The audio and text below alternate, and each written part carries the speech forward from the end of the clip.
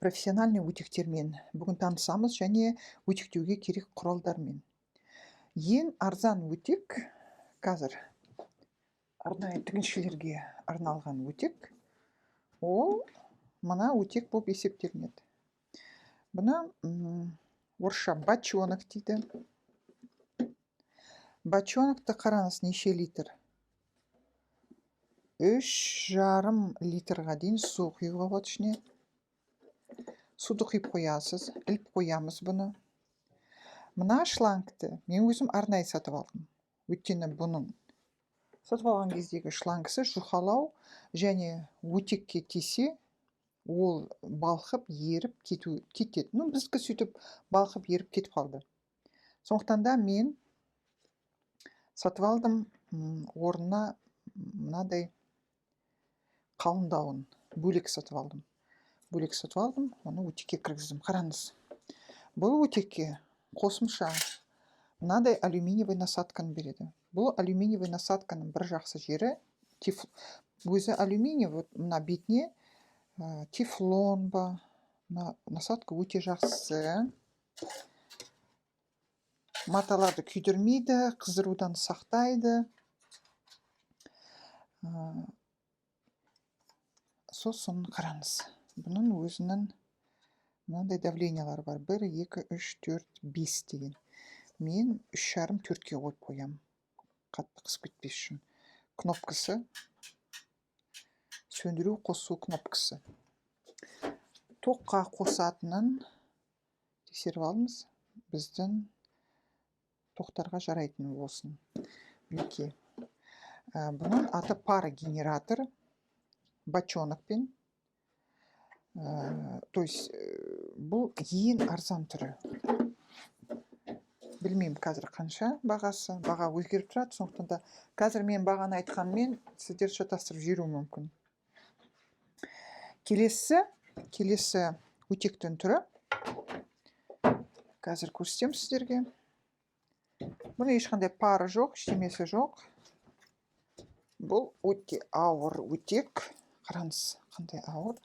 Әсіресе пальто тіккенде, болмаса сіз жаңағы пресстеу керек болса, кішкентай детальдарды ауыр өте. Турецкий Силтер деген марка. Мына. Бұл парсыз. Келесі өтек, ол парогенераторы бар өтек. Қараңыз. Менің камерам құлап кете береді. Мінекей, бұл өтектердің 2 литрлігі бар. 3 литр, 3,5, 5 литр, 7 литрге дейін барады. Менікі, міне 3,5 литр. 3,5 литр.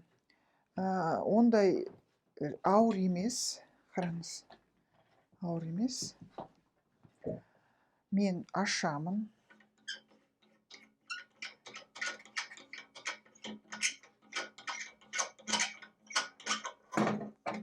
Мынау арнайы өтек қойып қоюға да болады. Ішіндегі суын тексеріп тұруға. Қараңыз. Ішіне саламын. Және осылай тексерем. Ішінде неше литр суым бар екен. Мына менде қанша ішінде су бар. Осымен деңгейін біліп тұрам. Егерде суы таусылса,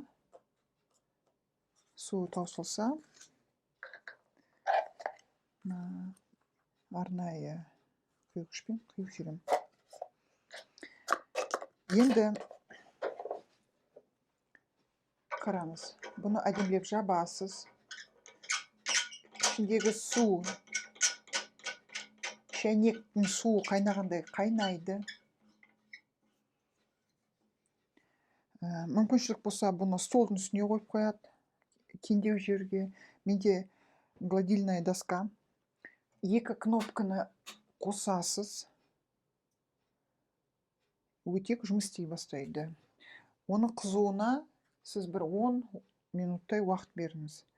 Міне осылай тұрады бұл өтектер. Енді бұл өтектердің шығатын парының жаңағы давлениесі өте мықты. Бұл өтектердің. Бұның да насадкасы бар. Мына алынады, салынады. Жаңағы өтекке қарағанда, мына өтекке қарағанда, бұл өтектің күші көп. Потому что бұл все-таки парогенератор. А бұл паровой өтек. Бұл парогенератор. Парогенераторда қараңыз. Өзінің матаға байланысты сіз бұны айналдыра аласыз. Бұның давлениесі өте мықты.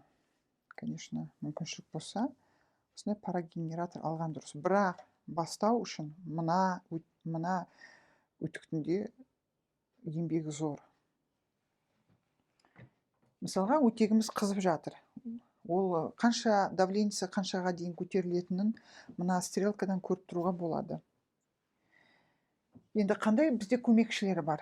Мысалға, менде өтектеп болған затымды басу үшін, я болмаса заттан ыстығын алу үшін менде осындай ағаш бар. Бұл бір. Екінші, менде мынандай колодка бар. Бұл колодка өте ыңғайлы. Мысалға, кейде мен бұрыштарын шығарғым келеді. Кейбір жерлерді қайырып өтектеу керекпін, ашып өтектеу керекпін. Ұсақ түйек заттарға, мысалға, өте ыңғайлы.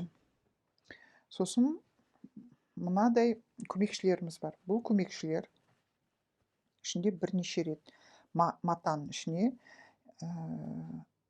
ағаштан қалған қатты ұнтақ болып кетпеген опилка керек. Біз оны арнайы магазиннен ала саламыз. Мысалы, зоомагазинде арнайы опилкалер бар. Осының іші опилканы қатты мықтығып толтыру керек, ішіне салу керек. Бұл үшін арнайы менде видео болады. Өйткені менің тағы да осындай көмекшім жыртылып, ішіндегісінің бәрі төгіліп қалды. Сондықтан да мен оны көрсетемін. Және, мысалы, біз корсет, я болмаса белье тіккенде, мынау сол үшін арнайы менің колодкам. Осындай менде көмекшілерім бар өтектеу үшін.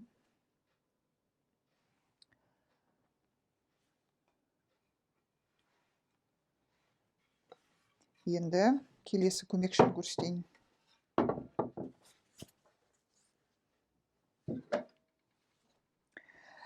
Өтектейтін гладильная доска мен ішінде мінекей темір осындай тесіктері болған жақсы. Өйткені мына өтектерден пар қатты шығады. Сол кезде пардың шығуға мүмкіншілік беру керекпіз. Тағы да бір айта кететін нәрсе, мысалға, мына матаны біз стрейч велюр деп айтамыз. Бұдан ұлттық қазақтың қамзолдары, шапандары тігіледі. Бұндай маталарды егерде осындай жаңағы өтектегіштің үстіне қойып пармен жүрсек, мына бархат басылып қалады. Сондықтан да бізде жұмыс үшін мынандай арнайы губка, қараңыз губканың қалыңдығын. Егерде болашақта, мысалы, сіз гладильная доска емес, мүмкін бір керек емес столды өтектеу үшін арнайсыз. Онда мен сіздерге айтарым, осындай губка сатып алыңыз. Мысалы, менікі 1-2 сантиметрлік қалыңдығы. Қараңыз, егерде бұдан ауа жақсы өтеді, кірген пар шығып кетеді. Егерде эксперимент ретінде мен қазір өтектесем, қараңыз, губканың ішіне бархат кіріп кетеді. Бұл да біздің көмекшіміз өтектегенде. Я болмаса бет жағын өтектегіміз келсе, мысалға, мен бет жағын пармен өтектеймін, және оны басу керекпін. Қазір көрсетейін. менде губканың тағы жұқа түрі бар, иә.